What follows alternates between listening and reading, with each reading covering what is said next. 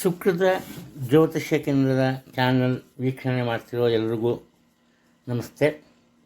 ಎಲ್ರಿಗೂ ಒಳ್ಳೆಯದಾಗಲಿ. ಹಾಗೆಯೇ ಇಂದಿನ ದಿನಾಂಕ 2026 ಫೆಬ್ರವರಿ ತಿಂಗಳ 20. ಈ ದಿನದ ಪಂಚಾಂಗ ಶ್ರೀ ವಿಶ್ವಾವಸುನಾಮ ಸಂವತ್ಸರ, ಉತ್ತರಾಯಣ, ಶಿಶಿರ ಋತು, ಪಾಲ್ಗುಣ ಮಾಸ, ಶುಕ್ಲಪಕ್ಷ, ಶುಕ್ರವಾರ ಆಗುತ್ತೆ. ತದಿಗೆ ಮಧ್ಯಾಹ್ನ 3 ಗಂಟೆ 22 ನಿಮಿಷದವರೆಗೂ ಇದೆ. ಆನಂತರ ಚೌತಿ ಆರಂಭ ಆಗುತ್ತೆ. ಉತ್ತರ ಭಾದ್ರಾ ನಕ್ಷತ್ರ ರಾತ್ರಿ 9 ಗಂಟೆ 2 ನಿಮಿಷದವರೆಗೂ ಇದೆ. ಇಲ್ಲಿ ಸಾಧ್ಯ ಯೋಗ ಮತ್ತು ಗರಕರಣ ಇದೆ. ಇದು ಮುಖ್ಯವಾದಂತಹ ವಿಚಾರ. ತಿಥಿ, ದಿನ, ನಕ್ಷತ್ರ ಎಲ್ಲ ಚೆನ್ನಾಗಿದೆ. ಚೆನ್ನಾಗಿರುವಂತಹ ಕಾರಣ ಯಾವುದೇ ಹೊಸ ಕೆಲಸವನ್ನು ಆರಂಭ ಮಾಡ್ಬೋದು, ತೊಂದರೆ ಇಲ್ಲ.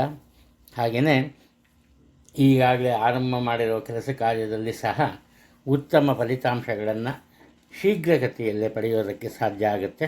ಆದರೆ ನಮ್ಮ ಪ್ರಯತ್ನದ ಅವಶ್ಯಕತೆ ಖಂಡಿತ ಇರುತ್ತೆ, ಅದನ್ನು ಮಾತ್ರ ಮರೆಯಕ್ಕೆ ಹೋಗಬೇಡಿ. ಆನಂತರ ಈ ದಿನದ ಸೂರ್ಯೋದಯವನ್ನು ಆಧರಿಸಿ ಇಂದಿನ ರಾಹುಕಾಲ 11 ಗಂಟೆ 9 ನಿಮಿಷಕ್ಕೆ ಆರಂಭ ಆಗಿ 12 ಗಂಟೆ 35 ನಿಮಿಷಕ್ಕೆ ಮುಗಿಯುತ್ತೆ. ಈ ವೇಳೆಯಲ್ಲಿ ಒಂದು ನಂಬಿಕೆ ಇದೆ, ಏನು ಕೆಲಸ ಮಾಡಬಾರ್ದು ಹಾಗೆ ಹೀಗೆ. ಯಾರೊಬ್ಬರ ನಂಬಿಕೆಯನ್ನು ಒಂದು ಬ್ರಹ್ಮ ಬಂದರೂ ಬದಲಾಯಿಸೋದಕ್ಕೆ ಸಾಧ್ಯ ಇಲ್ಲ, ಬಿಟ್ಬಿಡೋಣ ಅದನ್ನು. ಅದಕ್ಕೆ ಆದರೆ ಈ ವೇಳೆಯಲ್ಲಿ ಯಾವುದೇ ದೇವರ ಪೂಜೆ ಪುನಸ್ಕಾರಗಳಿಗೆ ಅಡ್ಡಿ ಆತಂಕಗಳಿರಲ್ಲ. ಖಂಡಿತವಾಗ್ಲೂ ಒಳ್ಳೆಯ ಫಲಗಳು ಸಿಗುತ್ತೆ. ಅತಿ ಮುಖ್ಯವಾದ್ದು ಯಮಗಂಟ ಕಾಲ ಮಧ್ಯಾಹ್ನ 3 ಗಂಟೆ 34 ನಿಮಿಷದಿಂದ 5 ಗಂಟೆವರೆಗೂ ಇರುತ್ತೆ. ಈ ಅವಧಿಯಲ್ಲಿ ನಾನು ಪ್ರತಿನಿತ್ಯ ಹೇಳ್ತಾನೆ ಬಂದಿದ್ದೀನಿ, ಮನೆಯಿಂದ ಹೊರಗೆ ಪ್ರಯಾಣವನ್ನು ಬೆಳೆಸಬಾರ್ದು, ಹಾಗೆಯೇ ಹೊಸ ವಾಹನವನ್ನು ಕೊಡಬಾರ್ದು, ಹಾಗೆ ಹೊಸದಾಗಿ ಔಷಧಿಯನ್ನು ಸೇವನೆ ಮಾಡೋದಕ್ಕೆ ಆರಂಭ ಮಾಡಬಾರ್ದು. ನಾನು ಆಲ್ರೆಡಿ ಹೇಳಿದ್ದೀನಿ ಒಂದು ಸಲ, ಅದು ಮತ್ತೊಮ್ಮೆ ಹೇಳ್ತೀನಿ. ಈ ಮಿಥುನ ರಾಶಿ, ಕನ್ಯಾ ರಾಶಿ, ಧನುರ್ರಾಶಿ, ಮೀನರಾಶಿ ಇವರಿಗೆ 19, 20, 21 ಈ 3 ದಿನಗಳು ತುಂಬ ಒಳ್ಳೆಯ ದಿನಗಳು. ಸಾಕಷ್ಟು ಬದಲಾವಣೆಗಳು ಇರುತ್ತೆ. ಹಾಗೆ ನಿರೀಕ್ಷಿಸಿದ ಕೆಲಸಗಳಲ್ಲಿ ಉತ್ತಮ ಯಶಸ್ಸು ಸಹ ಸಿಗುತ್ತೆ. ಈ ಮಾತನ್ನು ಯಾಕೆ ನಾನು ಪದೇ ಪದೇ ಹೇಳ್ತೀನಿ ಅಂದರೆ, ಪ್ರತಿಯೊಂದಕ್ಕೂ ನಮ್ಮ ಪ್ರಯತ್ನ ಬೇಕು. ಗಾದೆನೇ ಇದೆ, ಮಂತ್ರಕ್ಕೆ ಮಾವಿನಕಾಯಿ ಉದುರಲ್ಲ ಅಂತ. ಅದರಿಂದ ಪ್ರಯತ್ನವನ್ನು ಪಡಿ. ಖಂಡಿತವಾಗಲೂ ಈ 3 ದಿನಗಳಲ್ಲಿ ನಿಮ್ಮ ಮನಸ್ಸಿನ ಆಸೆ ಆಕಾಂಕ್ಷೆಗಳು ಈಡೇರುವಂತಹ ಸಾಧ್ಯತೆಗಳು ನಿಚ್ಚಳವಾಗಿ ಕಂಡುಬರುತ್ತೆ. ಇದು ಇನ್ನೊಂದು ಮತ್ತೊಂದು ಬ್ರಹ್ಮ ಮುಹೂರ್ತ ಅಥವಾ ಬ್ರಾಹ್ಮಿ ಮುಹೂರ್ತ ಬೆಳಗಿನ ಜಾವ 5 ಗಂಟೆ 2 ನಿಮಿಷದಿಂದ 5 ಗಂಟೆ 51 ನಿಮಿಷದವರೆಗೂ ಇರುತ್ತೆ. ಈ ವೇಳೆಯಲ್ಲಿ ಯಾವುದೇ ದೇವರ ಜಪ, ತಪ, ಪೂಜೆ ಪುನಸ್ಕಾರ, ದಾನ, ಧರ್ಮ ಇಂಥಗಳಲ್ಲಿ ಉತ್ತಮ ಫಲ ಸಿಗುತ್ತೆ. ಅದರಲ್ಲಿ ಸಂಶಯ ಅನ್ನೋದು ಬೇಡ. ಆನಂತರ ಅಭಿಜಿತ್ ಮುಹೂರ್ತ ಮಧ್ಯಾಹ್ನ 12:10ರಿಂದ 12:57ವರೆಗೂ ಇದೆ. ಗೋಧೂಳಿ ಮುಹೂರ್ತ ಸಂಜೆ 6 ಗಂಟೆ 24 ನಿಮಿಷದಿಂದ 6 ಗಂಟೆ 49 ನಿಮಿಷದವರೆಗೂ ಇರುತ್ತೆ. ಆನಂತರ ಯಾವ ಕಾಲದಲ್ಲಿ ನಾವು ಯಾವುದೇ ಕೆಲಸ ಮಾಡಲೇಬಾರ್ದು ಅಂತ ಏನಾದರೂ ಇದ್ದರೆ ಅದನ್ನು ದುರ್ಮುಹೂರ್ತ ಅಂತ ಕರಿತೀವಿ. ಬೆಳಗ್ಗೆ 9 ಗಂಟೆ 1 ನಿಮಿಷದಿಂದ 9:49, ಹಾಗೆ ಸಂಜೆ ಮಧ್ಯಾಹ್ನ 12:57ರಿಂದ 1:44. ಇಂತಿಷ್ಟು ಈ ದಿನದ ಮುಖ್ಯವಾದಂತಹ ವಿಚಾರಗಳು. ಎಲ್ರಿಗೂ ಒಳ್ಳೆಯದಾಗಲಿ, ಒಳ್ಳೆಯದಾಗುತ್ತೆ. ಎಲ್ಲಿವರೆಗೂ ನಾವು ಬೇರೆಯವರಿಗೆ ಒಳ್ಳೆಯದನ್ನು ಮಾಡ್ತೀವೋ, ಒಳ್ಳೆಯದನ್ನು ಕೋರ್ತೀವೋ, ಅಲ್ಲಿವರೆಗೂ ನಮಗೆ ಉತ್ತಮ ಫಲಗಳು ಸಿಗುತ್ತೆ. ಯಾವುದೇ ಒಂದು ಸಂಶಯ ಇಲ್ಲ. ಯಾವುದೋ ರೂಪದಲ್ಲಿ ದೇವರು ಬಂದು ನಮಗೆ ಸಹಾಯವನ್ನು ಮಾಡ್ತಾರೆ. ಇನ್ನು ಈ ದಿನದ ರಾಶಿ ಭವಿಷ್ಯದ ಬಗ್ಗೆ ಸ್ವಲ್ಪ ಗಮನವನ್ನು ನೀಡೋಣ. ಇಂದಿನ ಕುಂಡಲಿಯಲ್ಲಿ ಈ ಗ್ರಹಗಳ ಯಾವುದೇ ಒಂದು ಬದಲಾವಣೆಗಳು ಕಂಡು ಬರ್ತಿಲ್ಲ. ಪ್ರತಿಯೊಂದು ಗ್ರಹಗಳು ಅದೇ ಮಿಥುನದಲ್ಲಿ ಗುರು ಇದೆ, ಸಿಂಹದಲ್ಲಿ ಕೇತು ಇದೆ, ಕುಜ ಮಕರದಲ್ಲಿದ್ದಾನೆ, ರವಿ, ರಾಹು, ಶುಕ್ರ, ಬುಧ ಮತ್ತು ಚಂದ್ರ ಕುಂಭದಲ್ಲಿದ್ದಾರೆ, ಶನಿ ಮೀನದಲ್ಲಿದ್ದಾನೆ. ಮಧ್ಯಾಹ್ನ ಸುಮಾರು 2 ಗಂಟೆಯ ನಂತರ ಈ ಚಂದ್ರ ಬಂದು ಮುಂದಿನ ಮನೆಗೆ ಹೋಗ್ತಾನೆ, ಅಂದರೆ ಮೀನಕ್ಕೆ ಹೋಗ್ತಾನೆ. ಇಂತಿಷ್ಟು ಇಂದಿನ ವಿಚಾರ. ಮೇಷರಾಶಿಯವರಿಗೆ ಈ ದಿನ ಅನೇಕ ರೀತಿಯ ಅನುಕೂಲತೆಗಳು ಕಂಡುಬರ್ತಾ ಇದೆ. ಹಾಗೆಯೇ ಯಾವುದೇ ಕೆಲಸ ಕಾರ್ಯಗಳಲ್ಲಿ ನಿರೀಕ್ಷಿಸಿದ ಯಶಸ್ಸನ್ನು ಕಾಣ್ತಾರೆ. ಯುವಕರಿಗೆ ಅದರಲ್ಲೂ ಸುಮಾರು ಒಂದು 20ರಿಂದ 26 ವರ್ಷ ಈ ವಯಸ್ಸಿನ ಯುವಕರು ವಾಹನವನ್ನು ಕೊಳ್ಳುವಂತಹ ಸಾಧ್ಯತೆ ಇದೆ. ಹಣಕಾಸಿನ ವಿಚಾರದಲ್ಲಿ ಯಾವುದೇ ತೊಂದರೆ ಇಲ್ಲ, ಉತ್ತಮ ಆದಾಯ ಕಂಡುಬರುತ್ತೆ. ಯಾವುದೇ ಕೆಲಸವನ್ನು ಮಾಡ್ಬೋದು. ಆದರೆ ಈ ಆರೋಗ್ಯದ ವಿಚಾರಕ್ಕೆ ಬಂದಾಗ ಸ್ವಲ್ಪ ಹೆಚ್ಚಿನ ಮಟ್ಟದ ಜ್ವರ ಬರುವಂತಹ ಸಾಧ್ಯತೆ ಇದೆ. ಅದರಿಂದ ಎಚ್ಚರಿಕೆಯಿಂದ ಇರೋದು ಸ್ವಲ್ಪ ಒಳ್ಳೆಯದು. ನಿಮ್ಮ ಮನಸ್ಸಿನ ಮೇಲೆ ಹತೋಟಿಯನ್ನು ಸಾಧಿಸಿ. ಕಾರಣ ಏನಪ್ಪ ಅಂದರೆ, ನಿಮ್ಮ ಖರ್ಚು ವೆಚ್ಚ ಯಾವ ರೀತಿ ಇರುತ್ತೆ ಅಂದರೆ, ನಿಮ್ಮ ಜೊತೆ ಇರುವಂತಹ ಸ್ನೇಹಿತರಿರ್ಬೋದು, ಸಂಬಂಧಿಕರಿರ್ಬೋದು, ಯಾರೇ ಇರ್ಬೋದು, ಅವರ ಮೇಲೆ ಡಿಪೆಂಡ್ ಆಗುತ್ತೆ. ಸುಲಭವಾಗಿ ಬೇರೆಯವರ ಮಾತಿಗೆ ಮರಳಾಗ್ತೀರಿ. ಅದು ಹಣಕಾಸಿನ ವಿಚಾರಕ್ಕೆ ಖರ್ಚು ವೆಚ್ಚದ ಮೇಲೆ ಹಿಡಿತವನ್ನು ಸಾಧಿಸಿದವರಲ್ಲಿ ನೀವು ವಿಫಲರಾಗ್ತೀರಿ. ಎಚ್ಚರಿಕೆ ಇರಲಿ. ಇನ್ನು ಮತ್ತೊಂದು, ನಿಮ್ಮ ಸ್ವಂತ ವ್ಯಾಪಾರ ವ್ಯವಹಾರ ಇದ್ದರೆ ಅಥವಾ ಸ್ವಂತ ಉದ್ದಿಮೆ ಇದ್ದರೆ ಅದರಲ್ಲಿ ಹೆಚ್ಚಿನ ಪ್ರಾಬಲ್ಯತೆಯನ್ನು ನೀವು ಗಳಿಸ್ತೀರಿ. ಕುಟುಂಬದ ಹಣಕಾಸಿನ ಸಂಪೂರ್ಣ ಒಂದು ಜವಾಬ್ದಾರಿ ನಿಮ್ಮ ಪಾಲಾಗುತ್ತೆ. ಇನ್ನು ವಾಹನವನ್ನು ಕೊಂಡ ನಂತರ ನಿಮ್ಮ ಅದೃಷ್ಟ ಬದಲಾಗುತ್ತೆ. ಅನಿರೀಕ್ಷಿತವಾದಂಥ ಬದಲಾವಣೆಗಳು. ನಿಮ್ಮ ತಂದೆಯವರು ಬುದ್ಧಿವಂತಿಕೆಯಿಂದ ಸಮಯ ಸಂದರ್ಭವನ್ನು ಅರಿತುಕೊಂಡು ತೆಗೆದುಕೊಳ್ಳುವ ತೀರ್ಮಾನಗಳಿಂದ ಕೇವಲ ಅವರಿಗೆ ಮಾತ್ರ ಅಲ್ಲ, ಇಡೀ ಕುಟುಂಬಕ್ಕೆ ಒಳ್ಳೆಯದಾಗ್ತಾ ಹೋಗುತ್ತೆ. ಒಟ್ಟಾರೆ ಇಂದಿನ ದಿನ ಸಂಪೂರ್ಣ ನಿಮ್ಮ ಬುದ್ಧಿವಂತಿಕೆಯನ್ನು ಅವಲಂಬಿಸಿರುತ್ತೆ. ಅದರಿಂದ ಎಚ್ಚರಿಕೆಯ ನಿರ್ಧಾರಗಳನ್ನು ತಗೊಂಬೋದನ್ನು ಮರಿಬೇಡಿ. ವೃಷಭ ರಾಶಿಯಲ್ಲಿ ಜನಿಸಿರೋರು ವಿದ್ಯಾರ್ಥಿಗಳ ವಿಚಾರ, ಅದರಲ್ಲೂ 18ರಿಂದ 20 ವರ್ಷ ಈ ವಯಸ್ಸಿನಲ್ಲಿ ಇರೋ ವಿದ್ಯಾರ್ಥಿಗಳು ತಮ್ಮ ವಿದ್ಯಾಭ್ಯಾಸದಲ್ಲಿ ಉನ್ನತ ಮಟ್ಟವನ್ನು ಗಳಿಸ್ತಾರೆ. ಹಾಗೆ ಕೇವಲ ಕುಟುಂಬ ಮಾತ್ರವಲ್ಲ, ಉದ್ಯೋಗ ಕ್ಷೇತ್ರ ಮಾತ್ರವಲ್ಲ, ಸಾಮಾಜಿಕ ರಂಗದಲ್ಲಿ ಸಹ ನೀವು ಇವತ್ತು ಉತ್ತಮ ಹೆಸರನ್ನು, ಖ್ಯಾತಿಯನ್ನು ಗಳಿಸ್ತೀರಿ. ಯಾವುದೇ ಒಂದು ವಿಚಾರ ಇರಲಿ, ಅದನ್ನು ಸಂಪೂರ್ಣ ಅರಿತುಕೊಂಡು ನೀವು ಕೆಲಸ ಕಾರ್ಯಗಳನ್ನು ಮಾಡೋದ್ರಿಂದ ತೊಂದರೆ ಇಲ್ಲ. ಹಾಗೆಯೇ ಸುಲಭವಾಗಿ ನಿಮ್ಮ ಜವಾಬ್ದಾರಿಗಳನ್ನು ಪೂರ್ಣಗೊಳಿಸ್ತೀರಿ. ಅದು ಆನಂತರ ಉದ್ಯೋಗ ಕ್ಷೇತ್ರದಲ್ಲಿ ನಿಮ್ಮ ಉನ್ನತ ಅಧಿಕಾರಿಗಳ ಪ್ರೀತಿ, ವಿಶ್ವಾಸ, ಅದರಲ್ಲೂ ಹೆಚ್ಚಾಗಿ ಅವರ ನಂಬಿಕೆಯನ್ನು ನೀವು ಗಳಿಸ್ತೀರಿ. ಹಾಗೆ ಕುಟುಂಬದಲ್ಲಿ ಸಹ ಅಷ್ಟೇ ನಿಮ್ಮ ತಂದೆಯ ಜೊತೆ ಒಳ್ಳೆಯ ಒಂದು ಬಾಂಧವ್ಯ ರೂಪುಗೊಳ್ಳುತ್ತೆ. ನೀವು ಮಾಡೋ ಕೆಲಸ ಕಾರ್ಯಗಳಲ್ಲಿ ಹೆಚ್ಚಿನ ಆಸಕ್ತಿ ಇರುತ್ತೆ.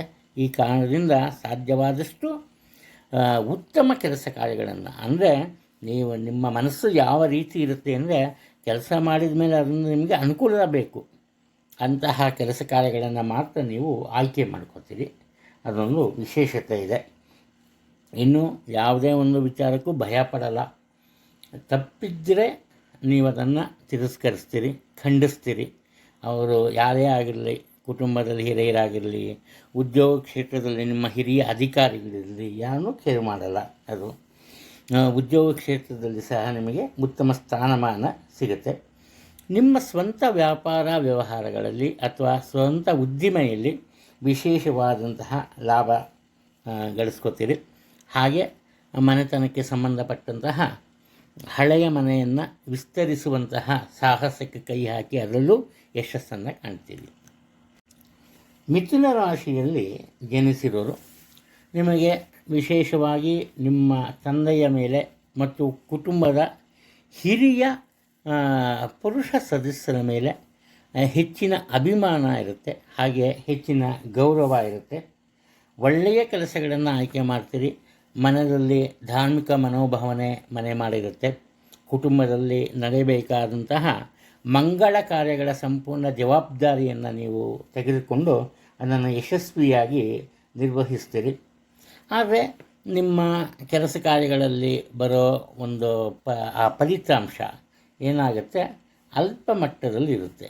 ಒಟ್ಟಾರೆ ಇದು ಬದಲಾವಣೆಯ ದಿನ. ನಿಮ್ಮ ಪ್ರಯತ್ನಕ್ಕೆ ತಕ್ಕಂತೆ ನೀವು ಒಂದು ಫಲಿತಾಂಶವನ್ನು ಪಡಿತೀರಿ. ಅದರಲ್ಲೂ ಉದ್ಯೋಗ ಕ್ಷೇತ್ರದಲ್ಲಿ ಇಲ್ಲಿಯವರೆಗೂ ಇದ್ದ ಕೆಲವೊಂದು ಅಡ್ಡಿ ಆತಂಕಗಳು ಈಗ ಸುಲಭವಾಗಿ ದೂರವಾಗುತ್ತೆ.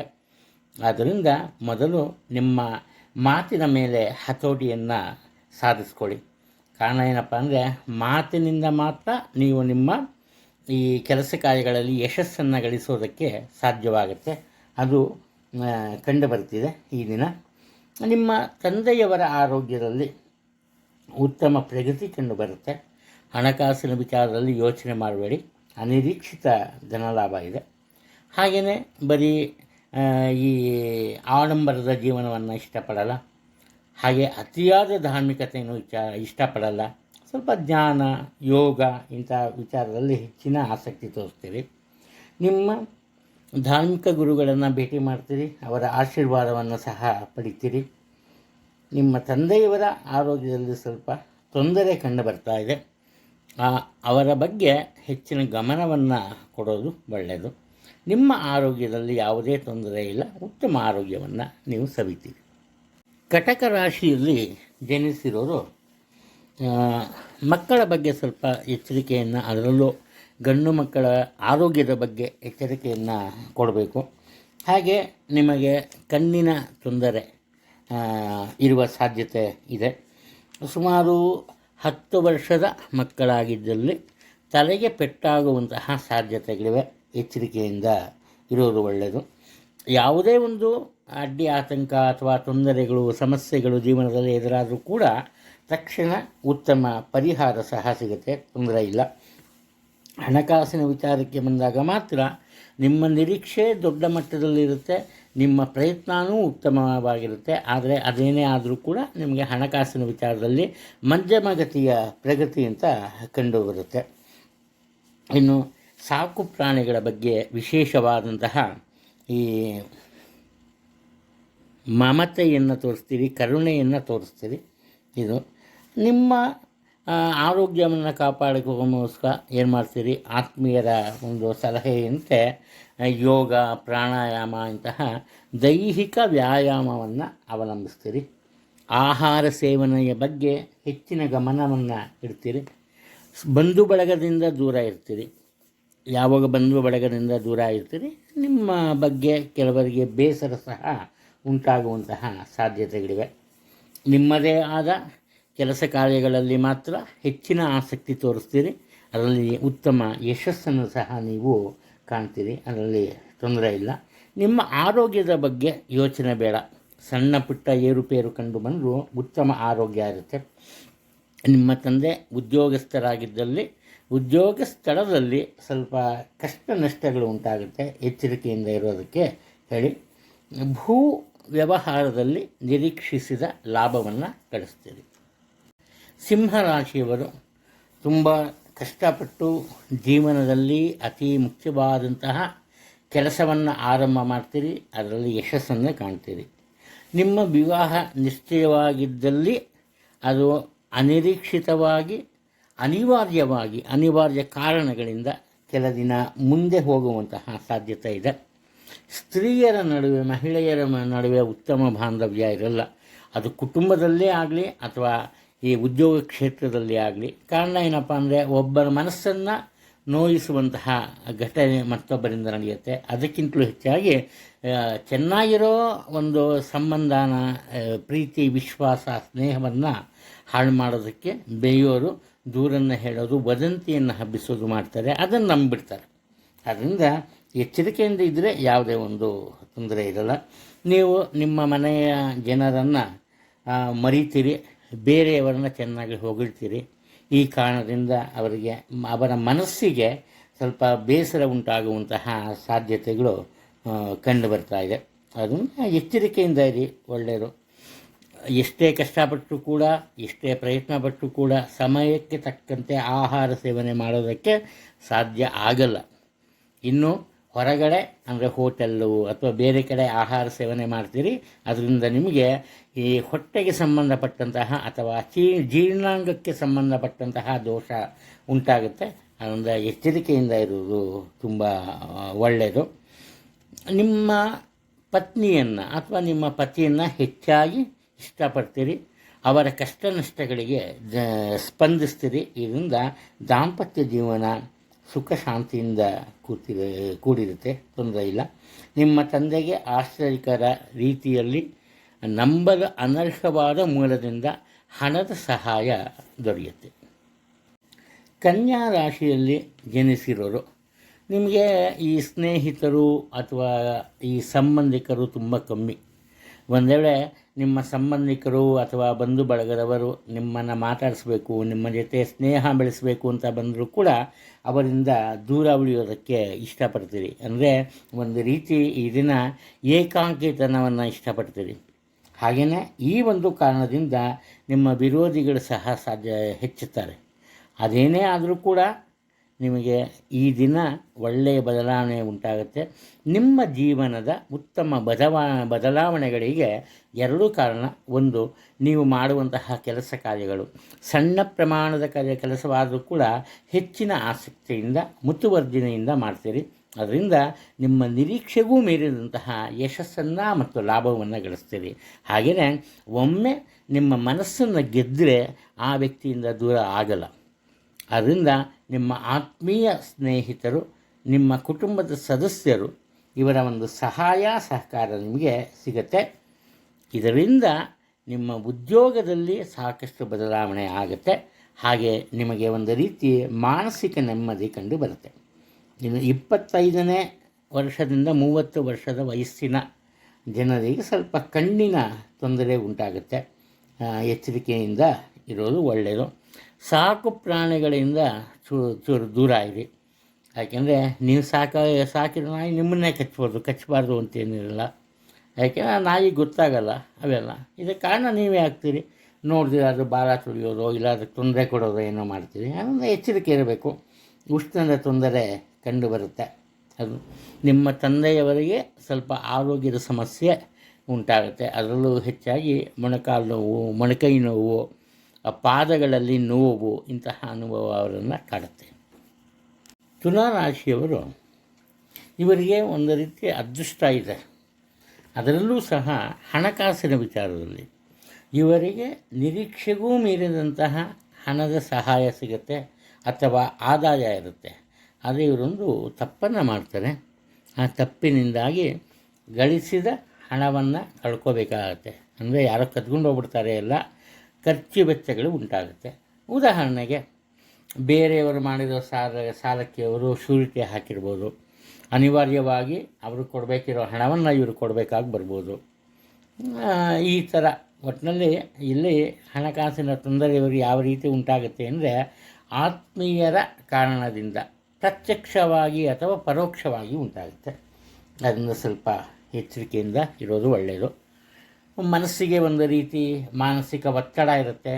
ಈ ಕಾರಣದಿಂದ ಇವರಿಗೆ ತಲೆ ತಿರುಗೋದು ಅಥವಾ BP ಜಾಸ್ತಿ ಆಗೋದು, ಇಲ್ಲ ಅವ್ರಿಗೇನಾದ್ರು ಡಯಾಬಿಟೀಸ್ ಇದ್ದರೆ ಶುಗರ್ ಜಾಸ್ತಿ ಆಗೋದು, ಇಂತಹ ಒಂದು ಸನ್ನಿವೇಶಗಳು ಅಥವಾ ತೊಂದರೆಗಳು ಎದುರಾಗುತ್ತೆ. ಹಾಗೆಯೇ ಸ್ವಲ್ಪ ತೂಕ ಜಾಸ್ತಿ ಆಗ್ತಾರೆ ಇಂದಿನ ಮಟ್ಟಕ್ಕೆ. ಇವರ ತಂದೆಯವರ ಜೀವನದಲ್ಲಿ ಕೆಲವೊಂದು ತಪ್ಪುಗಳು ನಡೆಯುತ್ತೆ. ಅದರಿಂದ ಅವರು ತುಂಬ ನೊಂದುಕೋತಾರೆ. ಒಟ್ಟಾರೆ ಅವರ ಒಂದು ಜೀವನದಲ್ಲಿ ಈ ದಿನ ಅಷ್ಟೇನು ಒಳ್ಳೆಯದಲ್ಲ. ನಿಮ್ಮ ಬುದ್ಧಿವಂತಿಕೆಯಿಂದ ನೀವು ಸರಿಯಾಗಿ ಬೆಳೆಸ್ಕೋಬೇಕು. ನೀವು ಬುದ್ಧಿವಂತಿಕೆಯನ್ನು ಸರಿಯಾಗಿ ಬಳಸ್ಕೊಂಡ್ರೆ ಯಾವುದೇ ಒಂದು ತೊಂದರೆ ಇಲ್ಲ. ನಿಮ್ಮ ಮಕ್ಕಳ ಆರೋಗ್ಯದ ಬಗ್ಗೆ ಸ್ವಲ್ಪ ಗಮನವನ್ನು ನೀಡೋದು ತುಂಬ ಒಳ್ಳೆಯದು. ಆನಂತರ ನಿಮ್ಮ ವಿರೋಧಿಗಳಿಂದ ದಿನಾಂತ್ಯಕ್ಕೆ ಹಣದ ಸಹಾಯ ಸಿಗುತ್ತೆ. ಅದು ಸೂರ್ಯನಿಗೆ ಸಂಬಂಧಪಟ್ಟಂತಹ ಪೂಜೆ ಪುನಸ್ಕಾರಗಳನ್ನು ಮಾಡ್ತೀರಿ ಅಂತ ಬರುತ್ತೆ. ವಿದ್ಯಾರ್ಥಿಗಳಿಗೆ ಉತ್ತಮ ದಿನ. ಅವರ ನಿರೀಕ್ಷೆಯಂತೆ ಉನ್ನತ ಮಟ್ಟದ ಯಶಸ್ಸನ್ನು ಗಳಿಸ್ತಾರೆ. ವೃಶ್ಚಿಕ ರಾಶಿಯಲ್ಲಿ ಜನಿಸಿರೋರು, ಇವರ ಕೈಕಾಲುಗಳಿಗೆ ಸ್ವಲ್ಪ ಪೆಟ್ಟು ಬೀಳುವಂತಹ ಸಾಧ್ಯತೆ ಇದೆ. ಅಂದರೆ ವೆಹಿಕಲ್ ಆಕ್ಸಿಡೆಂಟೇ ಆಗಬೇಕು ಅಂತಲ್ಲ, ಮನೇಲೇ ಆಗ್ಬೋದು, ಎಲ್ಲೋ ನೀರು ಚೆಲ್ಲಿರುತ್ತೆ ನೋಡಿದಿರ ಜಾರ್ಬೋದು, ಇಲ್ಲ ಮೆಟ್ಟಿಳಿಯುವಾಗ ಅಥವಾ ಹತ್ತುವಾಗ ನೋಡಿದಿರ ಅಲ್ಲೂ ತಪ್ಪು ಮಾಡಿ ಬೀಳ್ಬೋದು. ಒಟ್ಟಾರೆ ಕೈ ಕಾಲುಗಳಿಗೆ ಪೆಟ್ಟಾಗುವಂತಹ ಸಾಧ್ಯತೆ ತುಂಬ ಕಂಡು ಬರ್ತಿದೆ. ಆದ್ದರಿಂದ ಓಡಾಟದ ವೇಳೆ ಎಚ್ಚರಿಕೆ ಇರಲಿ. ಇನ್ನು ಇವರೇನು ಮಾಡ್ತಾರೆ, ತಮ್ಮ ಕೆಲಸ ಕಾರ್ಯಗಳನ್ನು ಆಸಕ್ತಿಯಿಂದನೇ ಆರಂಭಿಸ್ತಾರೆ. ಆದರೆ ಹಠದ ಗುಣವಿರುತ್ತೆ. ಸುಲಭವಾಗಿ ಬೇರೆಯವರ ಮಾತನ್ನು ಇವರು ಕೇಳಲ್ಲ. ಯಾರೇನಾದರೂ ಹೇಳ್ಕೊಂಡು ಹೋಗಲಿ, ಇವರೇನು ಮಾಡ್ತಾರೆ, ಎಲ್ಲರಿಗೂ ಎಸ್ ಎಸ್ ಎಸ್ ಅಂತಾರೆ. ಕೊನೆಯದಾಗಿ ತಮ್ಮದೇ ಆದಂತಹ ಸ್ವಂತ ತೀರ್ಮಾನಕ್ಕೆ ಬದ್ಧರಾಗ್ತಾರೆ. ಈ ಕಾರಣದಿಂದ ಸ್ವಲ್ಪ ತೊಂದರೆ ಅಥವಾ ಸಮಸ್ಯೆಯನ್ನು ಸಹ ಅನುಭವಿಸ್ತಾರೆ. ಇದರ ಜೊತೆಯಲ್ಲಿ ಇವರ ಆತ್ಮೀಯರ ಜೊತೆ ಸಹ ವಿರೋಧ ಉಂಟಾಗುತ್ತೆ. ಆದ್ದರಿಂದ ಸಾಧ್ಯವಾದಷ್ಟು ಎಲ್ಲರೊಂದಿಗೆ ಪ್ರೀತಿ ವಿಶ್ವಾಸದಿಂದ ಇರೋದು ತುಂಬ ಒಳ್ಳೆಯದು. ಇಷ್ಟಾದರೂ ಕೂಡ ಕುಟುಂಬದಲ್ಲಿ ಆಗ್ಬೋದು ಅಥವಾ ಉದ್ಯೋಗ ಕ್ಷೇತ್ರದಲ್ಲಿ ಆಗ್ಬೋದು, ಉತ್ತಮ ಗೌರವ ಪ್ರತಿಷ್ಠೆ ಇವರನ್ನು ಹುಡುಕಿಕೊಂಡು ಬರುತ್ತೆ.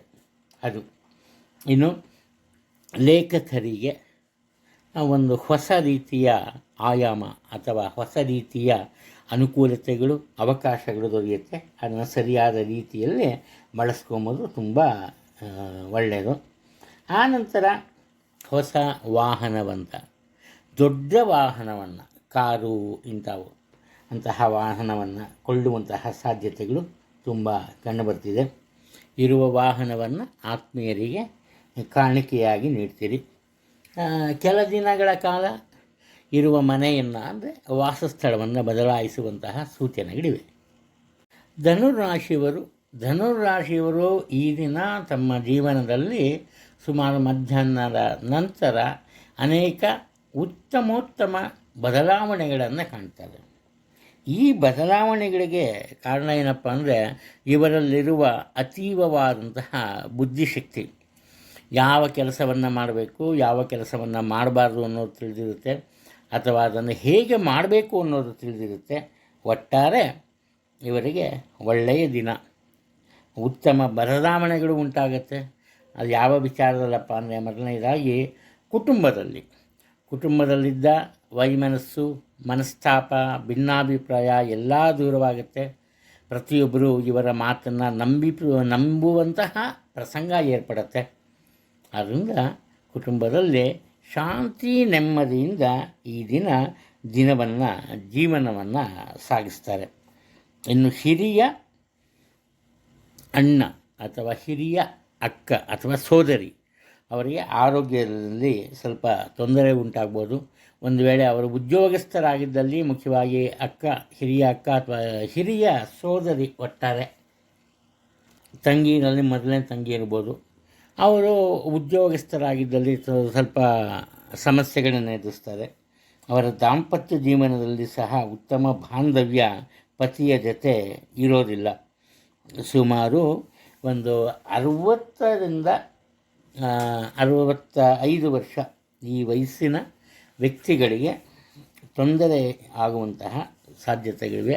ಆರೋಗ್ಯದ ವಿಚಾರಕ್ಕೆ ಬಂದಾಗ ಏನೇ ಆದರೂ ನೀವು ಯಾವುದಕ್ಕೂ ಭಯಪಡಲ್ಲ, ಧೈರ್ಯದಿಂದ ಮುಂದುವರಿತೀರಿ. ಸಮಾಜದಲ್ಲಿ, ಕುಟುಂಬದಲ್ಲಿ, ಉದ್ಯೋಗ ಕ್ಷೇತ್ರದಲ್ಲಿ ಉತ್ತಮ ಕೀರ್ತಿ ಪ್ರತಿಷ್ಠೆಯನ್ನು ಖಂಡಿತವಾಗಲೂ ಪಡಿತೀರಿ, ತೊಂದರೆ ಇಲ್ಲ. ಇನ್ನು ಸೋದರರ ಸಲುವಾಗಿ ಒಳ್ಳೆಯ ನಿರ್ಧಾರಗಳನ್ನು ತಗೊಂಡು ಅವರಿಗೆ ಅನುಕೂಲವನ್ನು ಕಲ್ಪಿಸಿಕೊಡೋದರಲ್ಲಿ ಯಶಸ್ಸನ್ನು ಕಾಣ್ತೀರಿ. ಮಕರ ರಾಶಿಯವರ ವಿಚಾರಕ್ಕೆ ಬಂದಾಗ ಮುಖಕ್ಕೆ ಸಂಬಂಧಪಟ್ಟಂತಹ ದೋಷ ಇರುತ್ತೆ. ಅಂದರೆ ಚರ್ಮಕ್ಕೆ ಸಂಬಂಧಪಟ್ಟಂಥ ದೋಷ ಇರ್ಬೋದು, ಅಥವಾ ಈ ಉದಾಹರಣೆಗೆ ಶೇವ್ ಮಾಡ್ಕೊಂಬಾಗ ಗಾಯ ಆಗ್ಬೋದು, ಇಲ್ಲ ಹೆಣ್ಮಕ್ಳು ಅಡುಗೆ ಕೆಲಸ ಮಾಡುವಾಗ ಗಾಯ ಆಗ್ಬೋದು. ಒಟ್ಟಾರೆ ಇಲ್ಲ ಎಣ್ಣೆ ಸಿಡಿಯೋದು, ನೀರು ಸಿಡಿಯೋದು, ಇಂಥದ್ದೇನಾದ್ರು ಆಗುತ್ತೆ. ಮುಖಕ್ಕೆ ಸಂಬಂಧಪಟ್ಟಂತೆ ಮುಖ್ಯವಾಗಿ ಎಚ್ಚರಿಕೆಯಿಂದ ಇರೋದು ಒಳ್ಳೆಯದು. ಇನ್ನು ಸುಮಾರು ಈ 20ರಿಂದ 26 ವರ್ಷದ ವಯಸ್ಸಿನ ಯುವಕರು ಇವರೇನು ಮಾಡ್ತಾರೆ, ವಾಹನವನ್ನು ಚಾಲನೆ ಮಾಡುವಾಗ ಈ ಕಾನೂನನ್ನು ಪಾಲಿಸಲ್ಲ. ಈ ಕಾರಣದಿಂದ ಕಾನೂನಿಗೆ ಅಥವಾ ಈ ಫೈನ್ ಕಟ್ಟುವಂತಹ ಸಾಧ್ಯತೆ ಕಂಡುಬರುತ್ತೆ. ಇಲ್ಲ ಈ ತಂದೆ ಅಥವಾ ತಾಯಿಯನ್ನು ಕರೆಸಿ ಸ್ವಲ್ಪ ಎಚ್ಚರಿಕೆ ನೀಡುವಂತಹ ಸೂಚನೆ ಸಹ ಇದೆ. ಆದ್ದರಿಂದ ಎಚ್ಚರಿಕೆಯಿಂದ ವಾಹನ ಚಾಲನೆ ಮಾಡೋದು ತುಂಬ ಒಳ್ಳೆಯದು. ನಿಮ್ಮ ಕಣ್ಣಿಗೆ ಸ್ವಲ್ಪ ತೊಂದರೆ ಕಂಡುಬರುತ್ತೆ. ವಿದ್ಯಾರ್ಥಿಗಳು ತುಂಬ ಕಷ್ಟಪಟ್ಟು ಓದಿದರೂ ಕೂಡ ಏನಾಗುತ್ತೆ, ಅದು ಸ್ವಲ್ಪ ಅಲ್ಪ ಮಟ್ಟದ ಹಿನ್ನಡೆ ಲಭಿಸುತ್ತೆ. ಅಂದರೆ ಫೈಲೇನಾಗ್ಬಿಡಲ್ಲ, ಅವರೊಂದು 90% ಬರುತ್ತೆ ಅಂದ್ಕೊಂಡು ಇವರು 85%. ಆ ರೀತಿ ಸ್ವಲ್ಪ ಸ್ಲೈಟ್ ಚೇಂಜಸ್ ಅದು ಕಂಡು ಬರ್ತಾಯಿದೆ. ಆನಂತರ ಒಳ್ಳೆಯ ಸ್ನೇಹಿತರ ಜೊತೆ ಇದ್ದರೆ ನಿಮ್ಮ ಜೀವನದಲ್ಲಿ ಉತ್ತಮ ಪರಿವರ್ತನೆಗಳು ಕಂಡುಬರುತ್ತೆ. ಹಾಗೆಯೇ ದಂಪತಿಗಳು ಪರಸ್ಪರ ಪ್ರೀತಿ ವಿಶ್ವಾಸದಿಂದಿದ್ದರೆ, ಜಗಳ ಅವೆಲ್ಲ ಮಾಡದಿರ ಇದ್ದರೆ ನಿಮ್ಮ ಜೀವನದಲ್ಲೂ ಅಷ್ಟೇ ಉತ್ತಮ ಬದಲಾವಣೆಗಳು ಕಂಡುಬರುವಂತಹ ಸಾಧ್ಯತೆಗಳು ಕಂಡುಬರುತ್ತೆ. ಇಲ್ಲಿ ಹಣಕಾಸಿನ ವಿಚಾರದಲ್ಲಿ ಯಾವುದೇ ತೊಂದರೆ ಇಲ್ಲ, ಉತ್ತಮ ಆದಾಯ ಇರುತ್ತೆ. ಆದರೆ ಬಂದ ಹಣದಲ್ಲಿ ಈ ಉಳಿತಾಯ ಮಾಡುವಂತಹ ವಿಚಾರ ಬಂದಾಗ ಸ್ವಲ್ಪ ಹಿಂದೆ ಉಳಿತೀರಿ. ಕುಂಭರಾಶಿಯವರ ವಿಚಾರಕ್ಕೆ ಬಂದಾಗ ಪಿತ್ತದ ದೋಷ ಇರುತ್ತೆ ಸ್ವಲ್ಪ ಇವರಿಗೆ. ಅದೇನೇ ಆದ್ರೂ ಬಹುದಿನದಿಂದ ಕಾಡುತ್ತಿದ್ದ ಆರೋಗ್ಯದ ಸಮಸ್ಯೆಗಳು ದೂರ ಆಗುತ್ತೆ. ಉತ್ತಮ ಆರೋಗ್ಯವನ್ನು ಇವರು ಪಡಿತಾರೆ. ಅದೇ ಕಣ್ಣಿಗೆ ಸಂಬಂಧಪಟ್ಟಂತಹ ದೋಷ ಇರುತ್ತೆ ಎಚ್ಚರಿಕೆಯಲ್ಲಿ. ಬುದ್ಧಿವಂತಿಕೆಯಿಂದ ತಮ್ಮ ಕೆಲಸ ಕಾರ್ಯಗಳನ್ನು ಮುಂದುವರಿಸ್ತಾರೆ. ಹಾಗೆ ಒಳ್ಳೆಯ ಕೆಲಸಗಳನ್ನು ಆಯ್ಕೆ ಮಾಡಿಕೊಂಡು ಮುಂದುವರಿಸ್ತಾರೆ. ಇವರು ಮಾಡೋ ಕೆಲಸ ಕಾರ್ಯಗಳು ಏನಪ್ಪ ಆಗುತ್ತೆ ಅಂದರೆ ಪ್ರತಿಯೊಬ್ಬರಿಗೂ ಒಂದು ರೀತಿಯ ಸಮಾಧಾನವನ್ನು ನೀಡುತ್ತೆ. ಅದು ಇವರ ವಿಶೇಷತೆ. ಎಷ್ಟೇ ಬುದ್ಧಿವಂತರಾದರೂ ಹಣಕಾಸಿನ ವಿಚಾರದಲ್ಲಿ ತಪ್ಪು ನಿರ್ಧಾರವನ್ನು ತೆಗೆದುಕೊಳ್ತಾರೆ. ಅದು ಮನಸ್ಸಿನಲ್ಲಿ ಯಾವುದೋ ಒಂದು ರೀತಿಯ ಆತಂಕ ಅಥವಾ ಮಾನಸಿಕ ಒತ್ತಡ ಮನೆ ಮಾಡಿರುತ್ತೆ. ಸಾಧ್ಯವಾದಷ್ಟು ಆತ್ಮವಿಶ್ವಾಸವನ್ನು ಬೆಳೆಸ್ಕೊಳ್ಳಿ. ನಿಮಗೆ ತುಂಬ ಒಳ್ಳೆಯ ಬುದ್ಧಿವಂತಿಕೆ ಇದೆ, ಅದನ್ನು ಬಳಸ್ಕೊಳ್ಳಿ, ತೊಂದರೆ ಇಲ್ಲ. ಅನಾವಶ್ಯಕವಾಗಿ ಮಾತುಕತೆ ಇರಲ್ಲ. ಸುಮ್ಮನೆ ಯಾರೋ ಸಿಕ್ಕಿದ್ರು ಅಂತ ಮಾತಾಡಲ್ಲ. ಎಷ್ಟು ಬೇಕೋ ಅಷ್ಟು ಮಾತಾಡ್ತೀರಿ. ಅವಶ್ಯಕವಾದಷ್ಟು ಅಲ್ಪ ಭಾಷೆ ಅಂತ ಹೇಳ್ಬೋದು. ಕಡಿಮೆ ಮಾತನಾಡೋದು ಇವತ್ತು. ಆದರೆ ಏನು ಮಾಡ್ತೀರಿ, ಮನಸ್ಸಿನ ಬೇಸರವನ್ನು ದೂರ ಮಾಡೋದಕ್ಕೆ ಅಥವಾ ಈ ಮಕ್ಕಳ ಮನಸ್ಸಿನ ಬೇಸರವನ್ನು ದೂರ ಮಾಡೋಕ್ಕೆ ದೂರದ ಸ್ಥಳಕ್ಕೆ ಪ್ರಯಾಣಕ್ಕೆ ಹೋಗ್ತೀರಿ ಅಥವಾ ಮನರಂಜನಾ ಕೇಂದ್ರಕ್ಕೆ ಎಲ್ಲರೊಂದಿಗೆ ಈ ಭೇಟಿಯನ್ನು ನೀಡ್ತೀರಿ. ಇಲ್ಲಿ ಪ್ರತಿಯೊಬ್ಬರ ಪ್ರೀತಿ ವಿಶ್ವಾಸ ಗಳಿಸ್ತೀರಿ. ಹಾಗೆ ಸಮಾಜದಲ್ಲಿ ವಿಶೇಷವಾದಂಥ ಕೀರ್ತಿ ನಿಮಗೆ ಲಭ್ಯವಾಗುತ್ತೆ. ನೀವು ಯಾವುದೇ ವಿಚಾರವನ್ನು ಓದೋದಕ್ಕೆ ಆರಂಭ ಮಾಡಿದರೂ ಕೂಡ ಅದರ ಸಂಪೂರ್ಣ ಅರ್ಥವನ್ನು ತಿಳ್ಕೊತೀರಿ.